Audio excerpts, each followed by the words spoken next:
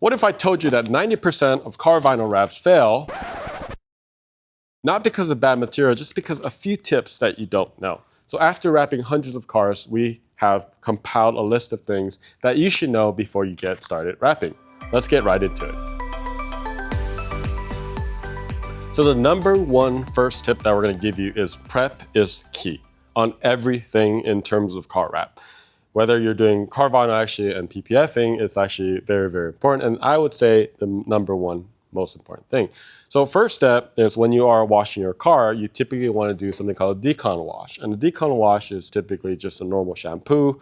You actually use an iron remover and sometimes a degreaser to make sure you get rid of all the waxes on the surface.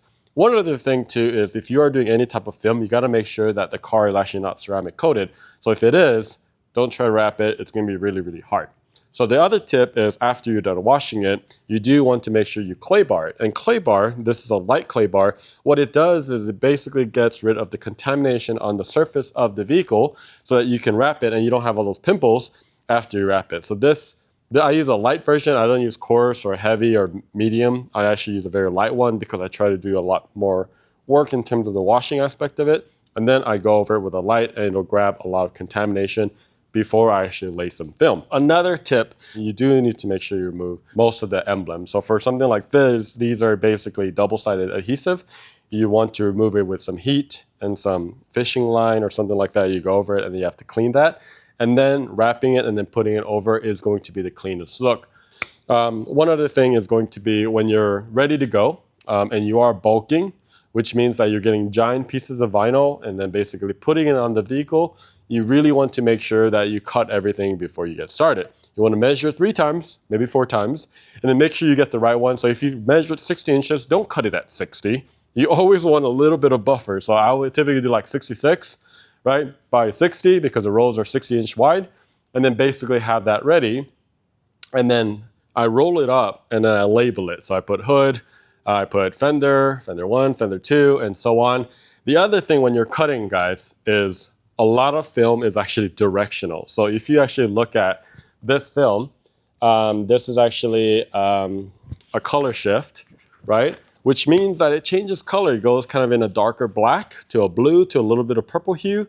So the direction matters. So everything needs to go. This is the Avery Denizen one, SW900. Make sure that it's going this way. So if the hood is going this way, make sure it goes all the way around so that you give it a clean look. When if you do the other way, it will look like a different color and you don't want that in your wrap.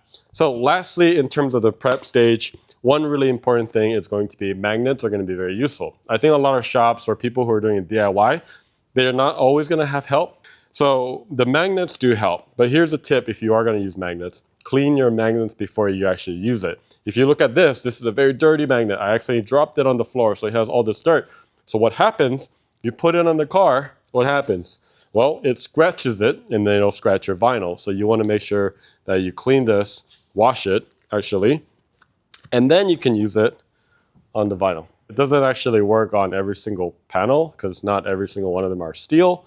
Some of them can be aluminum, right? And magnets don't work on some other metals. So if that's the case, you can use something like this, which is going to be like a frog tape or a painter's tape or something like that to keep it on while you're kind of getting all the backing out. So that's it for prepping. Again, number one, most important tip. So one other factor is going to be in vinyl wrapping, you're going to be cutting. And cutting can be quite intimidating. So if you have a vinyl like this, for example, and you are wrapping a hood, and this is, let's just say, look at that beautiful wrap, right? Let's just say this is fully wrapped. But whenever you're cutting on the car, you never want to actually put the blade on the surface of the vehicle. So in this case, what you actually want to do is you want to actually bridge it. And what I mean by bridging is, look at this. So I created a bridge from panel, which is the hood, to the bumper. And then you want to use, you got to be careful and practice this before you actually, on your own car or something else. You want to go against, right? So you're going to line it up. So you're not actually on the surface, and you're just going to ride it along all those edges.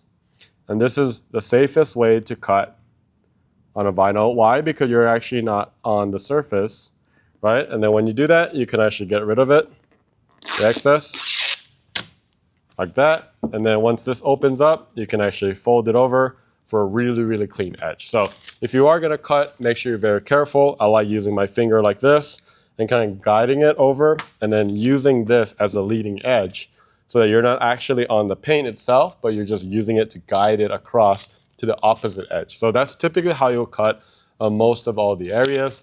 But here's the other thing. If you're a beginner, there might be some areas you really don't want to cut on the paint. So the knifing part is going to be inevitable for a lot of areas, especially like the hood, maybe the fender or some areas. But some areas, you might want to use something like a knifeless tape. And a knifeless tape is really cool because basically what it is it's exactly what I said it was. It is a tape where, sorry, I find it hard to multitask. But basically what it is a tape. It's just a string like this, and then you can pull it.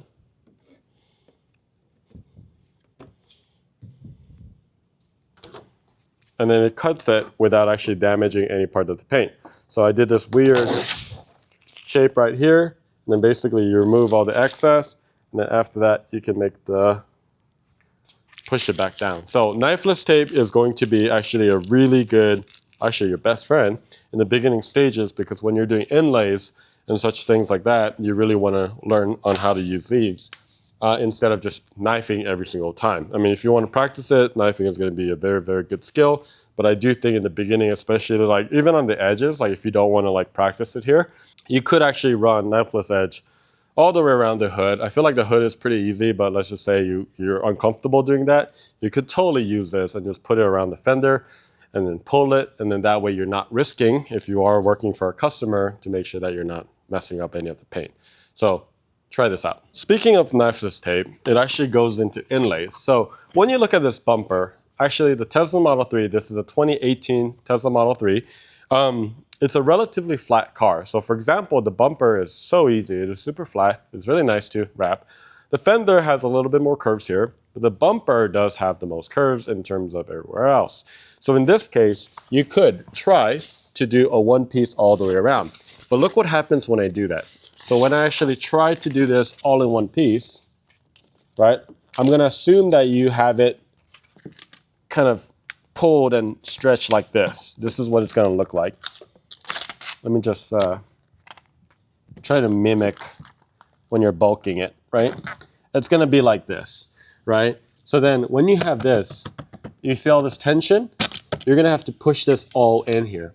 Here's the thing, you could try that and there is a way, however, it's most likely gonna fail. So to avoid that, what we wanna do is actually just put a first piece right here where there's a lot of tension that goes all the way here, and put one piece here using knifeless tape. So you run a knifeless tape here, you can run a knifeless tape here, and then basically you'll have a nice cut here, but you're inlaying on the body line, and that's really the key trick in terms of inlaying. You always want to inlay on body line so it's a much natural progression rather than actually having in a very random place, right? So that's how inlays are done. In the beginning, don't try to be a one-piece hero. That's what we call it. Instead, try to just do inlays, and that will make sure it lasts a lot longer. It's about wrapping smarter, so I would highly recommend inlaying in those areas. So one of the things I learned the hard way is post-heating. I didn't really understand that in the beginning. I was like, oh, I'm done, right? But here's the thing. When you post-heat, you're actually testing it. So I barely squeegeed this, so this is a great test. So basically, when you add heat, all my mess ups are gonna show up like that. The other thing is after you're done, you do wanna heat up all your edges and all the area. And what you're actually doing in the areas are you're actually killing the memory. So these vinyl, this cast, double cast, this is Avery S7900, and all the other popular ones are double cast. If you actually use it at a high temperature, it will actually kill the memory and reset the memory. So when it first comes out of the box, it has a certain memory of where it wants to go.